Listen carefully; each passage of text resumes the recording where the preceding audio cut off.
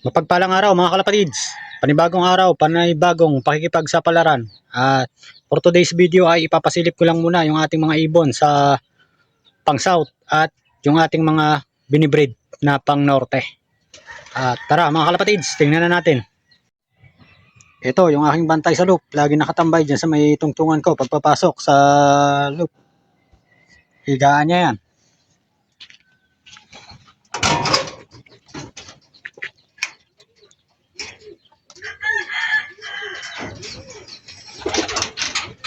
At ito na nga mga kalapatid, yung ating mga pang norte. Meron na lang tayong dalawang CFC. Yung ating blue bar, itong naka sensor. CFC South. Yan. Bale, mag nestmate. Parehas barako nga. At ito yung kanyang nestmate.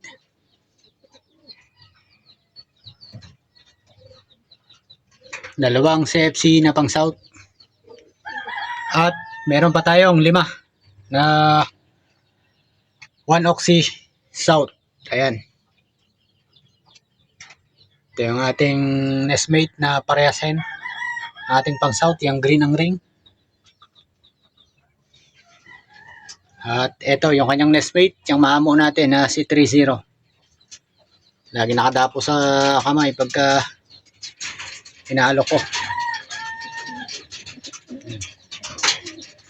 At ito naman yung ating pinakabunso sa kanilang mga blue bar. Yan yung pinakabata. At siya yung naiibang mata. Kalimitan kasi itong mga to ay red, orange. Yan ang mata nila. Ito yung isa.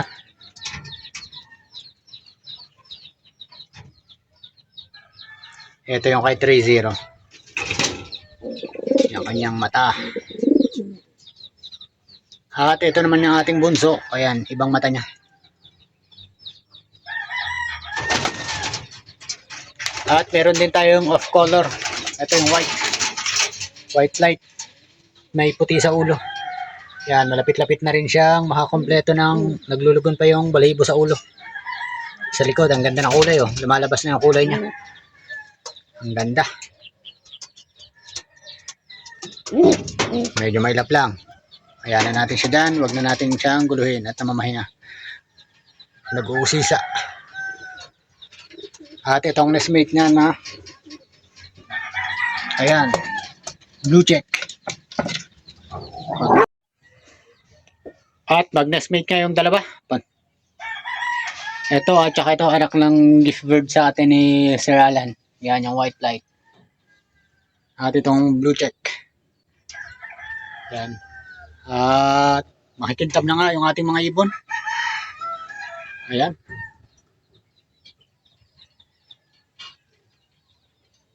Magaganda ng kondisyon nila. At pabihis na. Bali ang diskarte natin ngayon ay open loft. Sa tanghali pinapapasok na natin ngayon. Alas 3 na ng hapon. Sarado na yan. At pakonti-konti lang tayo magpakain sa umaga. Binubusog-busog na natin sa hapon para maganda yung lipad nila sa umaga.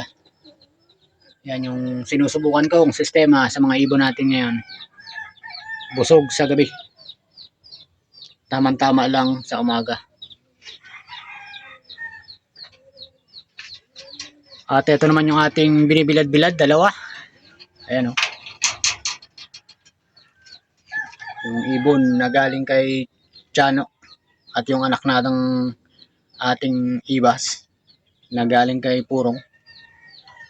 Yan. Malapit ko na rin ipasok yan dito sa Flyers Loop. Dahil nga may sa sunod na linggo ay ipapasok. Ilalagay na natin sa ating bilaran yung dalawa nating na-breed na pang norte. Ayan sila. Sa sunod na linggo, ilalagay ko na sa cage doon sa taas ng landing board at ipapanood na natin yung paglabas-pasok ng ating mga ibon na pang south. Medyo shy type sila. Okay. Tingnan na natin yung ating mga breeder. na gusto na kumawala yung ating dalawang ibon. Nagsasanay na sila lumipad-lipad. Yan yung mga edad na kadalasang malakas pumitik. Excited ng lumipad ng mga ibon. At ito na mga kalapatids, meron na tayong papisa ng pang norte. Meron na tayong dalawa. Parehas blue bar. Ayan o.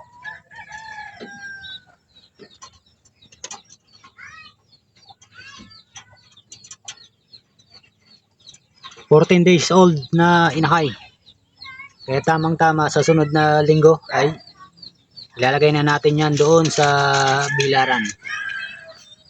Iwawalay na natin. Ito yung kanilang mga magulang. At itong si Dual. At ito nga yung gift bird sa atin ni Sir Alan. May itlog na rin yung kanyang kapares. Ito yung bago niyang pares, si Purong. Yung galing kay Purong. Ayan o. Meron na rin siyang dalawang itlog. Pero plano ko, isa lang papapisain ko dito. Yan, dahil meron pa nga tayong ibang breeder. 6 lang kasi yung singsing ng pang norte natin. Yan, dalawang itlog na yan. At di na natin balahin. Pinagpares ko yung parehas may puti sa ulo at white light. May puti sa pakpak. Para makapalabas ulit tayo ng off color. Tingnan pa natin yung isa. At dito ngayon isa natin. Alpas lang to. Yan, ang ating itim. Meron na rin siyang dalawang itlog. 10 days pa, pipisa na yan. Kukunan din natin yan. Dalawa na yung itlog niyan.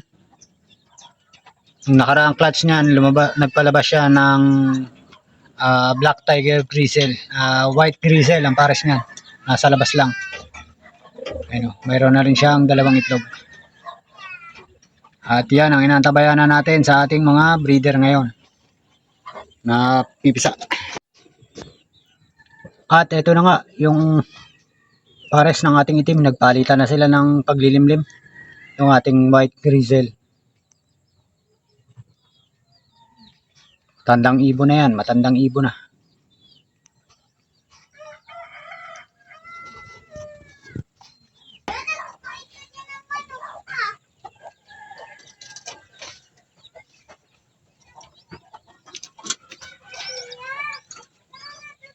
At yan ang update sa ating mga ibon mga kalapatid, sa ating pang south at sa ating breeder at yung binibreed natin para sa pang norte.